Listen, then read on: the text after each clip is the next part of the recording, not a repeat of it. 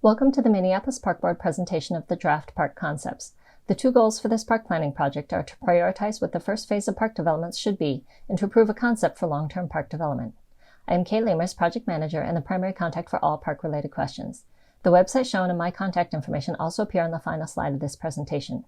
A PDF copy of this presentation with links is on the website along with a supplemental appendix that includes some more details and links. The City of Minneapolis is leading a separate but related development and road and utility infrastructure planning project. More information about the city project, which covers housing, the music venue, business development, and more, can be found on the same website under the Community Engagement and Collaborative Planning Committee sections. The Upper Harbor Terminal is a 48-acre of land in North Minneapolis, roughly between the Lowry and Camden bridges, where the Minneapolis Park Board is planning a 19.5-acre park. The first phase of park improvements has a budget of roughly $8 million for construction from 2018 state bond funds and matching local funds. This presentation will focus on the draft concepts for the park, which follow years of engagement and planning. Project background, site information and history, engagement notes, summaries, previous presentations, and more can be found on the project website, www.upperharbormpls.com. The following concepts are draft only. We are not asking people to pick an option, nor are these concepts the only possible options. After general engagement, we felt it was important to show design so that people could respond to physical layouts and ideas. We have explored some very different ideas that we feel respond to the input we've collected and hope this will take engagement to a deeper level. In addition to the Park Board, team members from Perkins & Will, Agency, Juxtaposition Arts, the Music Ant Group, and Project for Public Spaces will be presenting. We have a larger team of people helping with engagement, technical aspects of the project, and more. General engagement and planning for this project began in late 2015, and the park-specific process began in the summer of 2019. When beginning the park design, the Park Board compiled park-related comments gathered from 2015 to 2019, and this information was further sorted and organized by consultants on this project. We approach engagement broadly, finding value in variety, and that no single format works for everyone. For this project, we've mixed meetings, committees, site tours, tabling at events, intercepts, focus groups, online surveys, door knocking, attendance at other meetings, community member interviews, and more. We currently have a 17-person Community Advisory Committee, or CAC, that has volunteered many hours to get to know the project and provide focused discussions and recommendations. CAC meetings are always public, involve public participation and comment, and the Park Board seeks to bring all other input collected back to this central location. Before we show the concepts, we do want to share 3 very overarching agency goals that are larger than this one project. This park is part of the Above the Falls Regional Park, a priority area for the Park Board to provide access to the river and green space that serves the residents of North Minneapolis. Particularly because Black, Indigenous, and people of color have been underserved by disinvestment, pollution, structural racism, and barriers such as the freeway and industry, this park is welcome to all, but needs to benefit these residents. Aligned and balanced with this goal is the Park Board's commitment to protecting the river, rebuilding ecology, and providing habitat along this important international corridor. It is important to acknowledge that we are in Dakota land, but also to acknowledge that a statement that is not followed by action is either harmful or meaningless. As an agency, we are seeking to build a culture and practice of land acknowledgement. While much of this work transcends a single planning project, we've tried to show how this project can contribute to these goals through process design and planning for ongoing operations. Later in the presentation, we outline some example ideas. Learn more at the meeting on May 28th planned with the Dakota community members. However, watch for forward progress and ongoing ideas, as we have a lot still to learn and need to continue this work. Max Musicant and Preeti Patel are going to talk about the program model next. A key part of this process was the development of a program model. A program model translates the desires of the community and the physical opportunities presented by the site into a set of experiences and activities that visitors should be able to have at the future park. These activities, called program experiences, serve 3 major functions. First, to provide a guide to the design team around what elements they need to put in the park in order to support the program experiences. Second, it serves as a tool for the community to evaluate the different design concepts by showing how each design prioritizes different activities and experiences. And finally, the program serves as a guide to shape the ongoing staffing, events, activities, and temporary structures within the park once it is open. While the design of the space is critical, much is also determined by ongoing operations. Creating the program model began with analysis of thousands of comments generated from past engagement efforts, with special focus on the wants, needs, and aspirations of those who live in North Minneapolis. These findings were then shared and reviewed by the CAC, followed by further analysis and community engagement. The project team has sought to understand not only what amenities people would want to enjoy at a park, but more details about the attraction of different features and how and why they would be used. Also important was recognizing how many different needs and desires people had for this space, from individual to group activities, active to passive forms of recreation, familiar and new features. The future public space at Upper Harbor Terminal should be welcoming to everyone, people of all ages, including children, teens, and seniors, individuals as well as people in groups, local organizations, and visitors wanting to explore and learn about the unique aspects of the place. With this intention and these key user groups in mind, we developed the program model and evaluation criteria for each concept. From this process, we heard and developed 10 program experiences that the park should support. As a critical new connection to the river in North Minneapolis, each program experience can and should be produced so that it reflects, celebrates, and supports local culture.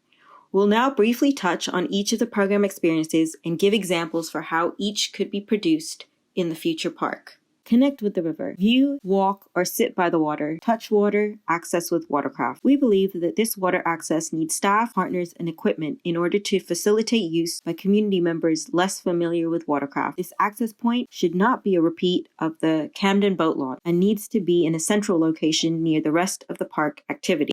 Hold large events. Festivals, performances, movies, and neighborhood socials. Having cultural and local events on the river can support Northside organizations and people, introduce residents to the park, and add to the sense of Northside ownership. Hold small gatherings and events. Family gatherings, picnics, art shows, classes. Many Northsiders have told us that they would love to have family picnics on the river, and that places that can accommodate large groups, such as 200 people, are in short supply. Buy, enjoy, harvest food. Grow food, take classes, cook outside, purchase food, attend a market. Food can be intertwined with public spaces in many ways, and the park can contribute toward food justice and a more local system.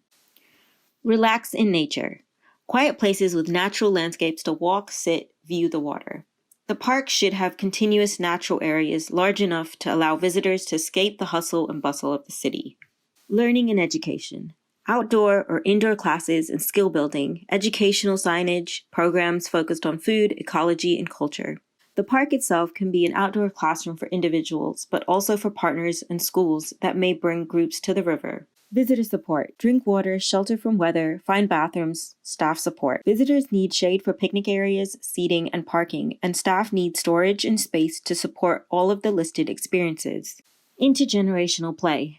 Playground, free play, pop-up games, events. We heard repeatedly that the park should be a place that youth of all ages enjoy. Winter activities. Ice skating, sledding, winter classes, sit around a fire, indoor activities. We heard a strong desire for the park to be a place that community members can go and enjoy throughout the year. Movement and exercise. Activity and sport areas. Fitness classes, play, run, and bike. We heard a desire for both field sports, such as soccer, frisbee, lacrosse, and activities such as basketball and skateboarding that need hard surfaces. Each design concept can support all 10 of the program experiences in different ways and intensities. The program analysis slides following each concept list and compare priorities and trade-offs. The site plans show how different multi-purpose spaces can support the key experiences.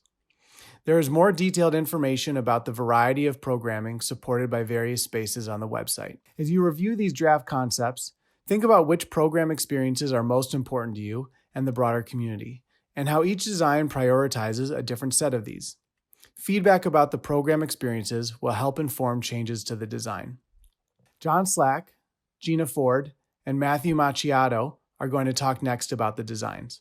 Based on what we have heard and documented through an extensive public engagement process, the defined outcomes from the program model, and the storylines developed by Juxtaposition Arts, we have defined a series of key principles to guide the development of the design concepts. The key design principles are: begin with a park design that is just green enough to counteract the possibility of green gentrification. This idea is not meant to suggest disinvestment or a low-quality park. It is an admission that providing an attraction or a nice park can help spur a change in property values, and that park implementation should be linked to a wider strategy to keep people in their neighborhoods. Design a park that is flexible and adaptable to future changes. Adaptability is particularly important given the evolving evolving development in the area. In order to encourage use by North Minneapolis residents, develop a park design that supports activation by the park board and other partners. Deliberately creating a link between North Minneapolis residents with targeted programming and transportation support is an important way to ensure neighborhood use. Ensure a park design meets the requirements to secure future regional park funding. While each concept is different,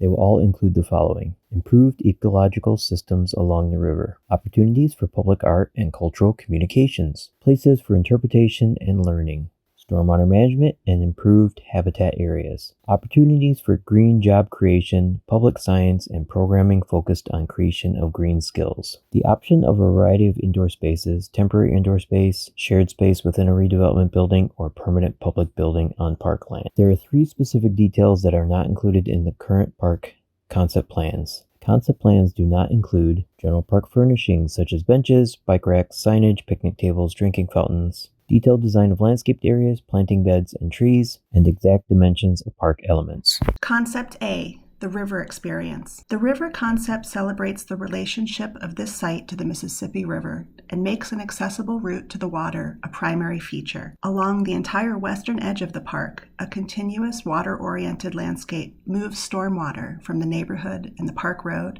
to the grain elevators, adapted to hold stormwater, to the river, eventually meeting a new river channel to the north. This ravine, carved into the site on the north side, allows for the river to come into the site and becomes a defining feature of the entrance to the park. A bicycle pedestrian bridge crosses the channel to the Dowling Street entrance, creating a memorable gateway to the park. The ravine itself is a place for social seating, as well as providing a place to launch kayaks and canoes. Nestled into the water landscape, a series of spaces create flexible places for a variety of gatherings and experiences. To the north, a flexible plaza connects the bridge to the waterfront. The plaza and northern dome site become a venue for medium to large gatherings, markets, and events, with the river as a backdrop. Used sometimes as a quiet and intimate gathering space, or combined with the plaza for larger events, an oval lawn creates a soft space for programs and festivals, as well as daily pickup games, relaxing, and picnicking. Terraces at the eastern edge of the lawn give the park user a place to linger close to the water. To the south, a series of play garden spaces reuse and interpret the existing dome footprints. The circular shapes of the domes can be activity areas, outdoor classrooms, and playgrounds. One dome is shown as a multi-purpose activity court with basketball lines integrated into an artistic pattern. The dome could support basketball, outdoor fitness, or a skate park, or other court sports. Because the park will be built in phases, these diagrams illustrate where it makes sense to start construction. The green areas are easiest to implement. The red areas pose challenges of cost, permitting, or other considerations. And the yellow and orange areas fall mid-range along that spectrum. In general, this concept is easiest to implement from south to north. The next graphic identifies the recommended Phase 1 improvements.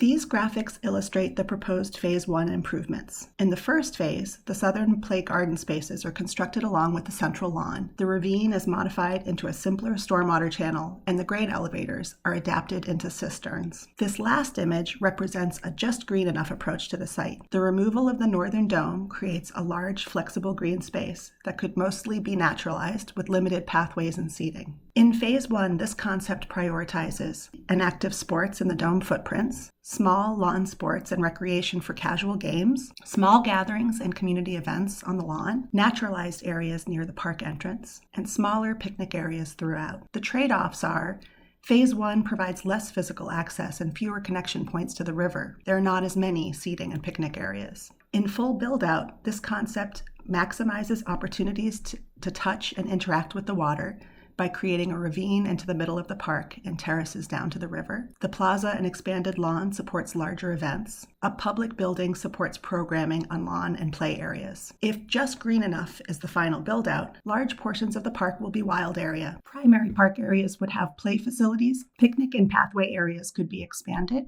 A vegetated slope could replace the river wall. Indoor space could remain limited. These program priorities and visitor experiences for Phase 1 and final build-out are captured for reference in the following chart. Concept B, the Food Wild Food Terrace. The Food Wild Food Terrace concept celebrates food, from catching and growing to harvesting and eating. The core of this scheme is the North-South Food Terrace.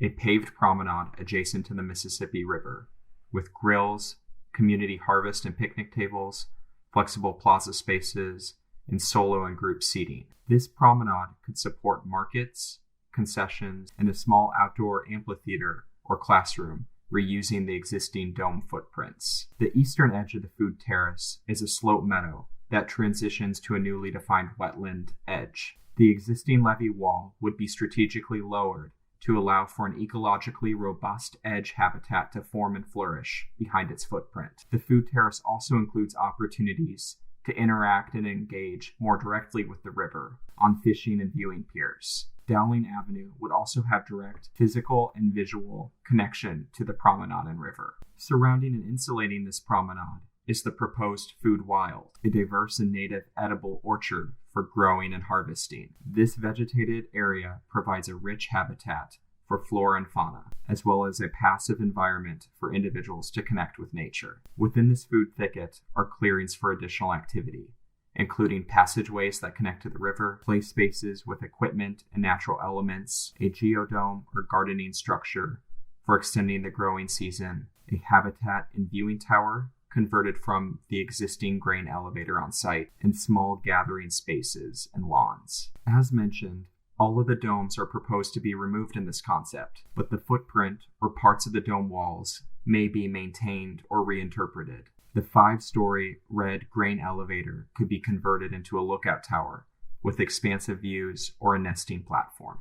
Like the previous concept, an approach was developed that directly portrays the complexity of construction phasing. Considerations include costs, permitting, constructability, and the use of existing structures on site. Highlighted in green are the elements in the plan that are the easiest to implement, including much of the natural park elements, the Food Wild orchard, small gathering spaces, and play zones. The yellow and orange colors have a moderate amount of complexity and include the removal of the existing site structures and much of the hardscape and plaza spaces on site. Finally, the red areas pose the greatest amount of challenges and include aspects directly tying into the Mississippi River. The next series of graphics illustrates the proposed Phase 1 improvements. Many of these enhancements were highlighted in green or yellow in the previous slide. In the first phase, much of the upland portion of the park will be completed, including much of the natural park elements, the Food Wild orchard, small gathering spaces, and play zones.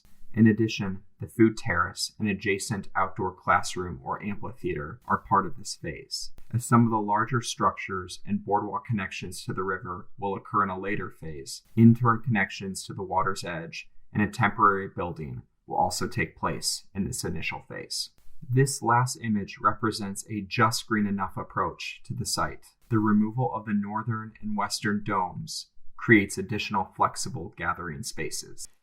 In Phase 1, this concept prioritizes food, with places to forage and harvest, picnic and grilling areas along the promenade, and places for food programming and growing. Small gatherings and events designed for multiple informal groups, such as family and friend celebrations, and connection with the river through a promenade and overlooks on the river with minimal setbacks. Trade-offs of this concept include, this concept does not support large events for over 200 people, but it could support smaller and linear events, such as markets and fairs along the promenade. The river edge will be temporarily planted between the promenade and existing river wall. In full build-out of this concept, the river wall is removed, leaving remnants and creating a place for a bio wall with possible wetland and habitat areas behind the wall remnant. If just green enough is final build-out, the area behind the river wall could be permanently landscaped with overlook areas. Eventually, the river wall could be removed and replaced with a vegetated slope. These program priorities and visitor experiences for Phase 1, represented by the solid colors to the left, and final build-out, represented by the outlined areas on the right, are captured for reference in the following chart. The plaza concept maximizes flexible community space with gathering spaces at the end of Dowling Avenue that also provide a direct connection and access to the river. The first of these spaces is a plaza that can accommodate a variety of programs and events. The plaza will incorporate seating, art, community spaces, trees, and stormwater management features. At the end of the plaza, a set of steps and an accessible route will allow visitors to better engage with the river. As part of the plaza, a temporary building will be integrated into an overhead canopy structure. The building can house park board offices, storage, restrooms, and programming space. The canopy structure will provide cover, shade, and serve as a modified performance stage. Adjacent to the plaza is a lawn that can be used for passive recreation, field sports, and can host large planned events.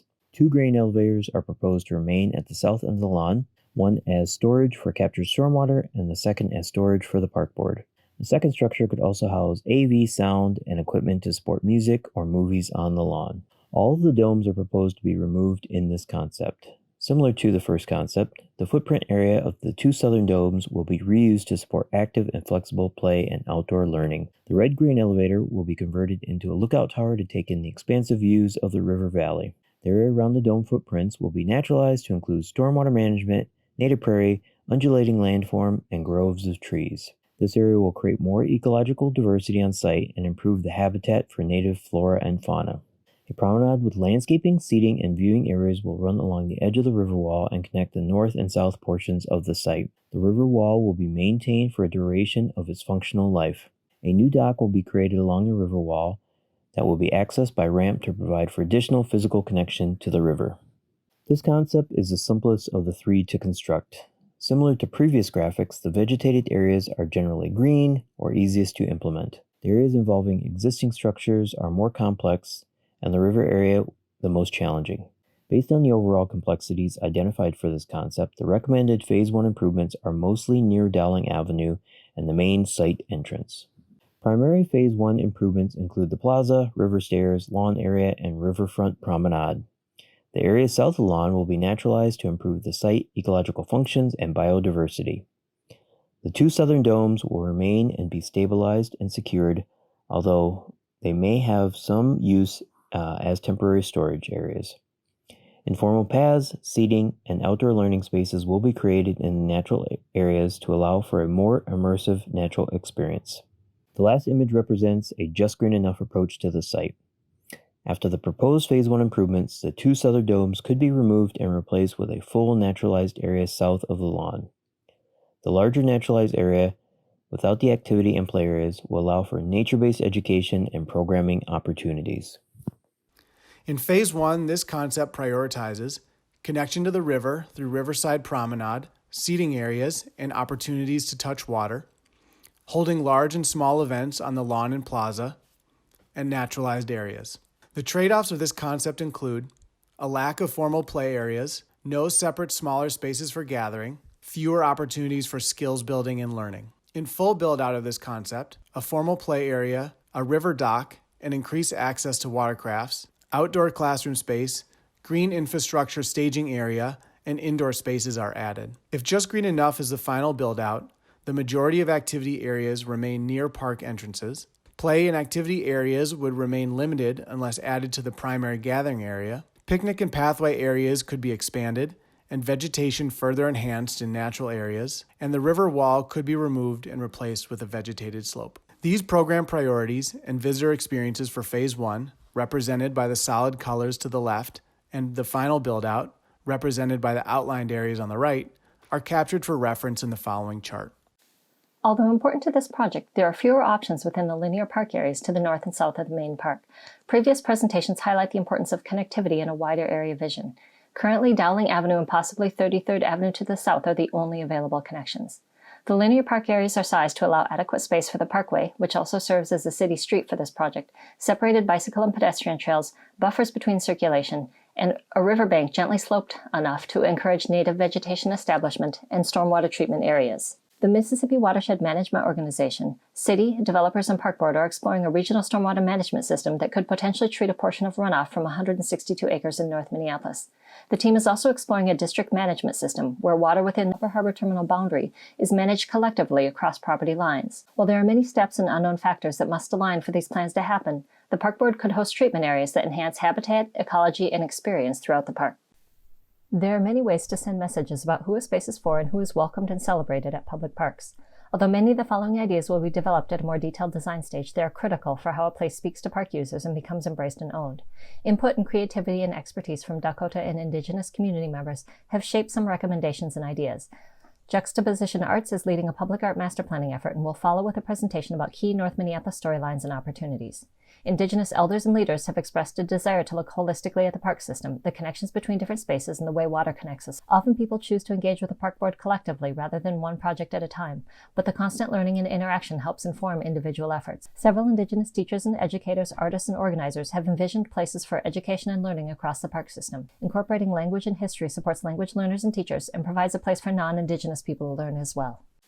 With help from Dakota team members, we have looked for ways to incorporate messages about water, connectivity, and Indigenous perspectives into places for teaching, learning, and reflecting. Key messages might include highlighting that the Dakota language and people, land, water, culture, and art are intertwined and not separate. Words and meaning come from the land, and learning the language forms a kinship with the land. Clarifying the connectivity between different events and places through an Indigenous lens. These connections are both upriver and downriver, where industry here is linked to treaties and land theft north and south, where the same water flows through the wild rice fields and the Bedote or confluence in the Mississippi and Minnesota rivers. Bringing Indigenous values to the project, recognizing perhaps in the places where we seek to clean stormwater to protect the river that what happens to the water happens to us. For example, rather than shipping contaminated soil to a landfill, choosing to contain it safely on site and using plants to remove contamination. This phytoremediation strategy does not work for all situations, but is very promising for the site. Use these healing opportunities for education, art, and expression. In order to be successful, these ideas and many others need to be developed further, along with commitment from the park board outside of physical park design. From learning and respecting the Indigenous calendar, support for artists and educators, designing, programming, and communications with community members, the goal of the physical park design is to lay the groundwork. Hi, my name is Samuel Phillips, and I'm one of the instructors at Juxtaposition Arts in the Community Design Studio. Juxta has worked with the Minneapolis Park Board and the design team on a public art master plan to help shape the future park at the Upper Harbor Terminal. We've done numerous community events, both on-site and off-site, done pop-up workshops, and we've also presented our findings to the CAC. So now we're going to share with you some of our thoughts that we've heard from people and the youth have helped us to develop. Hi, I'm Kadeem Washington. I work at Juxtaposition Arts in the Environmental Design Lab, and I want to go through the slide with you all. We are thinking about art at the Upper Harbor Terminal site in a really broad way.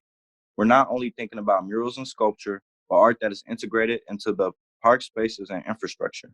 Public art can even include events led by or featuring artists. And here are icons that show how we can organize and categorize the different types of art. Hi, my name is Bird Coulter, and I worked at Juxtaposition Arts for 3 years. We have named 5 storylines for art in the Upper Harbor Terminal Park. These themes act as inspiration for the art and will connect to what people learn about and experience in the park. The 5 storylines are histories of ecological harm and disconnection from this place, environmental justice, work and vision, appropriation and reappropriation of this place, settlement history of the North Side, and food sovereignty in Black, Native, and POC communities. Over the past couple of months, we've been interviewing experts and community leaders about these themes. We have several more interviews to complete, and we'll be continuing to refine these ideas. The public art themes in this presentation are inspired by our research and these interviews. Hi, my name is Roshane Ambrose Winston. Something we heard in several of the interviews we did was the need to show the North Side's history and resilience. We need to acknowledge the disparities and trauma that have led us to where we are, and also our resilience and successes. The mural lifts up the resilience of the North Side. It visually tells us the stories of important events and leaders in the North Side's history. The mural could lead us to deeper connections. We may not know these stories, and it could bring us to a better understanding of different cultural perspectives. A stage is another artistic tool we want to present for our Upper Harbor Terminal project. We think the stage could be installed before the park is fully constructed to open more space for Northsiders to connect as a community and get familiar with the Upper Harbor Terminal. The stage could be the addition of a low platform and benches, along with simple lighting and other basic elements. We also think a stage could be a long-term part of the park. The stage can present music and other performances that highlight different talents and cultures in the community. This river has so many stories to tell. There are areas of the Mississippi River that were used for housing, such as the Bohemian Flats over by the University of Minnesota in areas of Nicollet Island that were kind of decrepit and slum only a generation ago. In this once forgotten section of the river in North Minneapolis, there used to be a prominent Black establishment called the Riverview Supper Club, which served as a communal gathering space. Locations such as St. Anthony Falls were sacred lands for Native Americans who lived here, but that was dramatically altered with the creation of the water mills. The lock and dam that was constructed adjacent to the falls was created to help the site serve as an industrial corridor up until 2015. Now the Upper Harbor Terminal is creating a new history rooted in a desire to connect the surrounding community to the site around a new story. This idea is about creating an intentional space for teaching and gathering, and for Native communities to connect to culture and tradition. Creating connection to Dakota language and to honor it on Dakota land is special, since the land has been exploited for years for money and capital, instead of using it as a community resource. Dakota people in the area need a public space that's more specific to Native communities' traditions and needs, especially on Dakota land next to such a big source of water for so many living beings. A much-needed outdoor space that honors the water, land, Native and Northside community, and includes stories of the importance of the river and connections that were made with this river, even though it wasn't as accessible as it will be now. My name is Preston Dorset in the Environmental Design Lab at Juxtaposition Arts, and I'm going to be talking about our communing with the river idea, which is about trying to create a calm space, contrasting with more active areas in the park. It would be situated near the river with plenty of plantings and shady places to rest. During our engagements, we noticed a theme of water being described as reflective, calm, and sacred. We're thinking about how to use plantings, artist-designed seating, or other artistic elements to appreciate those qualities. The sensory and ecology path is about holistically heightening the senses and highlighting the subtle textures, sounds, scents, and sights of the park. It is important to realize how our senses are interconnected and what role they play in the way we enjoy a space. We would integrate artist-designed, sensory-focused infrastructure to deepen people's connection to the park. My name is Emily Tucker. I am an apprentice at Juxtaposition Arts. I work in the tactical department. Today I'm going to be talking about the self-guided tour. The self-guided tour is an idea about helping people make their way through the park and learn the history of the site in the north side. To understand the significance of the park and the people who live over north, it can be like a scavenger hunt or games with clues while telling people the history of the park. We can use materials that are already on the site, like these concrete blocks. We can also connect to more information online. The guideposts can be placed around the site before the park is even finished to say what's coming or ask people questions. Or they can be placed in other locations around the north side to help people find the park. The idea of people-powered music and light is about making it clear that the park is about people, not industry as it is now. It's about the future. Art can be lit up by pedaling, or interactive sculptures can light up or play music when you move. Or people movement can do other things like generate electricity to charge phones. This artwork lets people interact with each other and have fun while they move their bodies and get their blood pumping. And I just want to kind of start this slide off by pointing at something Sam said earlier about public art being able to tell stories. Graffiti plays a really important role in the reappropriation process of the UHT site. And this is because North Minneapolis has been disconnected from the river for many years. And the community is finally getting the opportunity to interact and connect with the river. And this is due to the artists coming here and seeing an opportunity. And that opportunity has now raised awareness. And now this site is a point of attraction. And pretty much the fact that we're here now shows that their hard work has paid off. And we kind of want to keep that energy going. Hi, my name is Kristen Murray. I teach with Sam at Juxtaposition Arts. When people go to Upper Harbor Terminal, many people are amazed by the industrial structures. For some people, they make them think of a playground. For other people, they are things that need to go to make way for a new kind of space. Instead of sending everything to the landfill or the scrapyard, pieces of the relics could be incorporated into artist-designed play structures, seating, bike racks, or other elements. And these elements could include plaques that tell the story of the industry and the work that happened here during the industrial chapter of Upper Harbor's history. The Northside community, which includes one of Minneapolis's 2 green zones, has done a huge amount of organizing to reduce the pollution that the community is exposed to and to open the riverfront for people to come to. Public art at Upper Harbor could include a monument that acknowledges this organizing and tells people in the park about the work that's still underway. It could also be a reminder to nearby industry that the community is paying attention. The story of the Mississippi River and the story of Minnesota are one and the same. The Mississippi is the largest tributary in the Midwest and one of the largest rivers in the entire world. The story of the river and the story of our culture is always in flux because, like the banks of the Mississippi, our culture moves. This affects our economy, the natural landscape, and our society as a whole. Public art helps to tell these stories and helps people connect to these histories. Art makes spaces more enjoyable and helps to reflect the voices of the people who live nearby.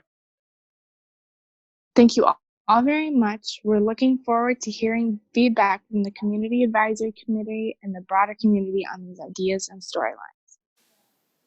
A part of the discussion about combating green gentrification was about how the Park Board could contribute to wealth and skill building among local community members. There is an opportunity in many areas of the park development, including support for vendors, educators, leaders, artists, and performers through programming. The Park Board is also very interested in expanding employment as a tool for activating the park. Some of the most promising opportunities are found within the potential for green infrastructure. While it is too early to know specifics yet, some ideas include developing an internal herbaceous nursery to support native plants and gardening throughout the system, reuse of stormwater to grow trees and gravel beds, creating biochar to store carbon and support local growing efforts, maintenance of green infrastructure such as rain gardens, ecological areas, pervious paving, and more. Both developed and undeveloped park areas offer opportunities. Plans will evolve based on this park design and other partnerships. These efforts align with the Green Zone and Promise Zone goals, and the Park Board will seek partners and support to develop these ideas. Thank you for staying with us through this long presentation. Once again, we're not asking you to pick and rank options, but to give us reactions on what you like and don't like. Input on these draft concepts will be compiled by the Park Board team, summarized for the CAC and community members, and used to shape our recommendation for park improvements. The Park Board must determine recommendations for the first and immediate phase of improvements. Some of the decisions about later phases can be deferred. We expect to review these concepts more at the June meetings and to discuss input received in July. We will take a recommendation from the CAC as well as all engagement findings to the Board of Commissioners, where there will be a public hearing as they consider the plan. The first phase of park improvements should begin construction in 2022 and open in 2023. Thank you again for your time and commitment in sharing your input. Watch for a corresponding online survey on the website, along with the PDF files of this presentation and a small packet of information organized into sheets. Watch for announcements of engagement opportunities, meetings, and more information to come. Thank you.